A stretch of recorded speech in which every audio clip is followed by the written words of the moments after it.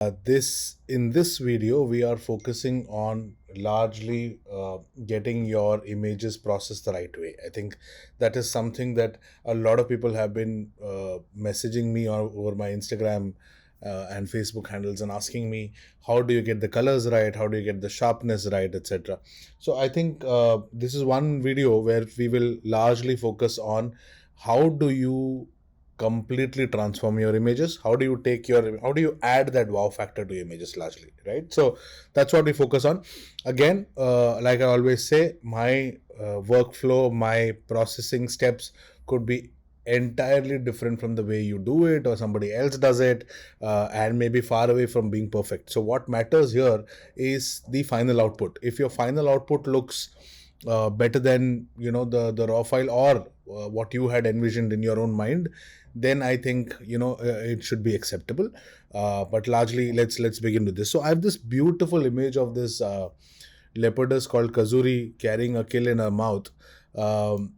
This is from Masai Mara in Africa, in Kenya, and I thought this will be a good starting point for me to basically show you how I do my images, how do I process my images. And in the future, when we do more videos, we will touch upon certain basics. We'll get into advanced concepts of processing, how do we treat each color differently, etc. We'll cover more of it today on this video, but in the future I'm looking at working on certain areas where we do advanced concepts of Lightroom Classic.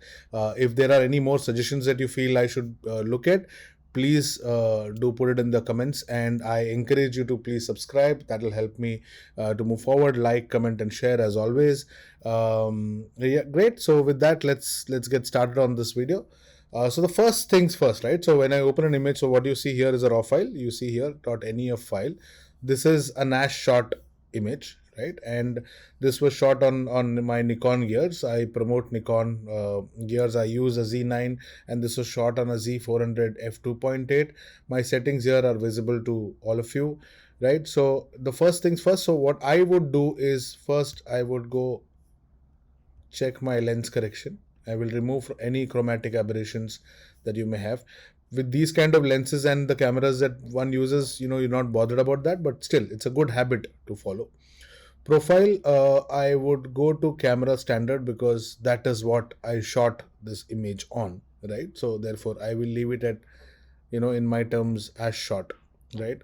White balance on my particular image. This image was not automatic. This was on 5000 Kelvin that I had shot, but I still feel there is some correction required. So when we do white balance, so white balance largely means balancing the whites, right? Showing whites in the image as whites, and not as gray or blue as in some areas you may see. So it's important to ensure that wherever you move your the dropper tool, right? So when I move my dropper tool, you will see that there is this box tagged along with it which says pick a target neutral.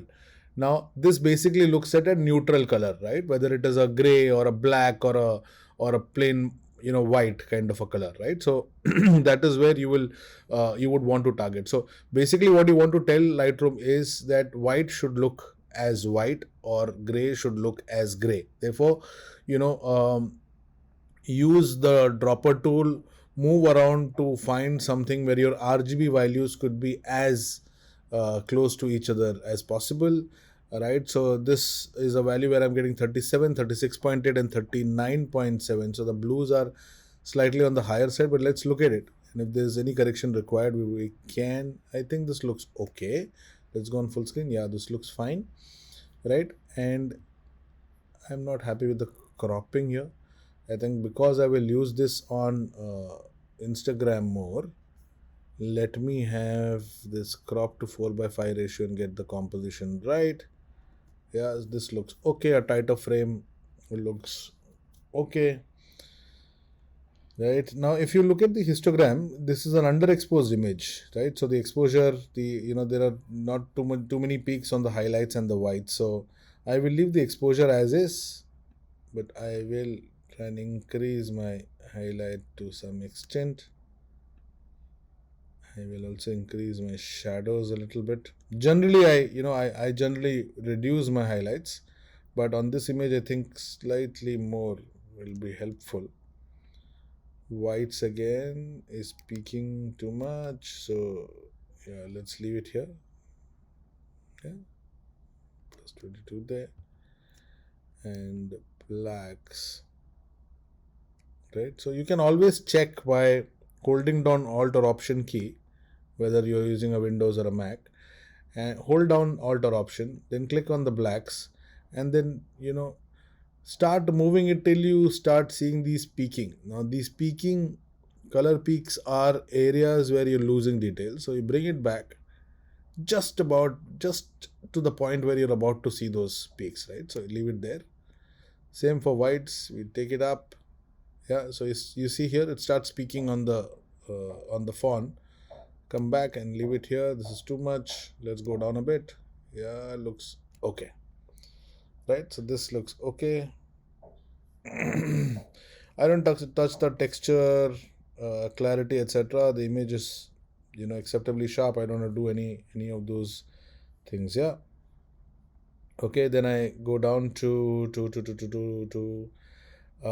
let's take the effects panel and add some vignetting to the image. Yeah. Let's reduce the midpoint of the. Yeah, this looks okay. Feather it to about 100 so that it gradually kind of fades out.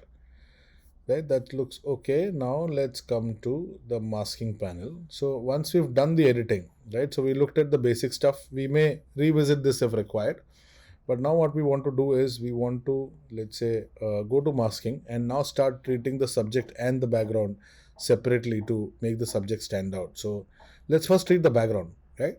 So let's first run the select background. Lightroom Classic does a fabulous job when it comes to selecting the background. Here you see, I think more or less absolutely perfect. I don't want to retouch it. There could be certain areas that I can, but these are not going to affect my image in a big way.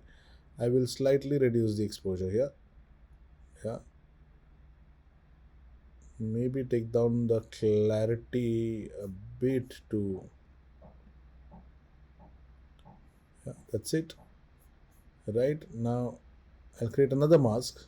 This time I will select the subject. Okay, and here let me go and say dodge. So we brighten the image. Now if we want to still make some corrections, we can do. I reduce the brightening here, bring down the highlights a bit, right? And yeah, that's it. Maybe increase the saturation slightly. Yeah, take the warmth just a touch, things there. Okay, yeah, this looks good.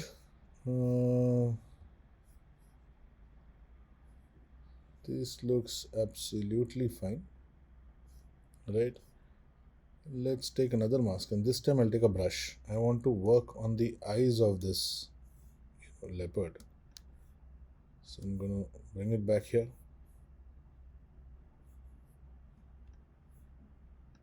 Yeah, and I will brush only where the light is bouncing. You see this? This is the area where the light is. So I'm gonna brush here. Yeah, move to the other eye. Again, only brushing the area where you can see the light. Yeah, and on the settings, on the preset, I will go and say iris enhance.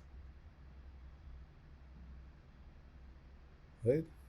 While I'm at this, I will also increase my highlights a bit and increase my whites a bit. That should do the job. Go back and fit the image. Yeah, this looks good. Okay. I think the image could have been slightly more sharper. So I'll go back to detailing and look at the area that I want to envision. Yeah, I bring it here. Okay, I leave the sharpening to 8. Radius, I generally do this to about 1.4. And now the most interesting thing is the masking. right? So again, hold your Alt or Option key, click on masking, and keep moving the slider till you start seeing blacks and whites, right? So everything in white is what you see is sharp.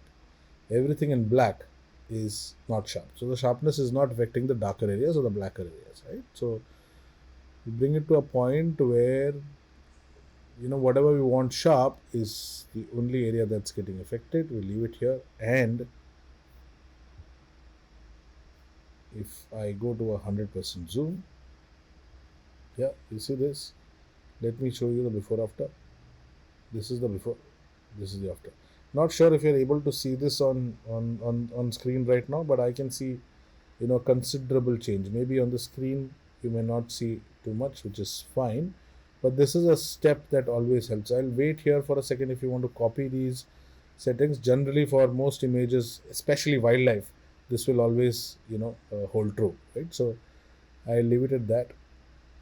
So that's it. So that's our basic processing. We've not done too much, but if there is a requirement in the future, uh, Lightroom Classic, the newer versions, the latest version today as we speak, uh, you know gives you a lot of these features such as point color. Now I can treat colors individually. I can go to areas where I want to. So for example, I come here, I select the green.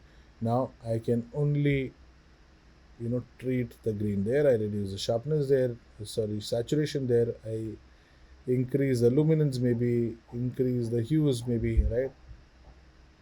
While these look perfect most of the time, okay, the most important area where you can work with this is in your masking, right? So in the mask, if there is a certain color that you want to work with, you can just go to point color and work on this, right? But that's for a later video. uh, do like, comment, and share if you like this one. Subscribe if you want to see more videos like these, and I will wait for you to let me know in the comment section what are the kind of videos that you would want me to bring to you. Till then, thank you so much. Have a great week starting today. I will catch up soon with you with more videos taking you through basics and advanced concepts of Lightroom, because I always feel learning should always be free and shared with everyone that you know. Thank you so much. Bye.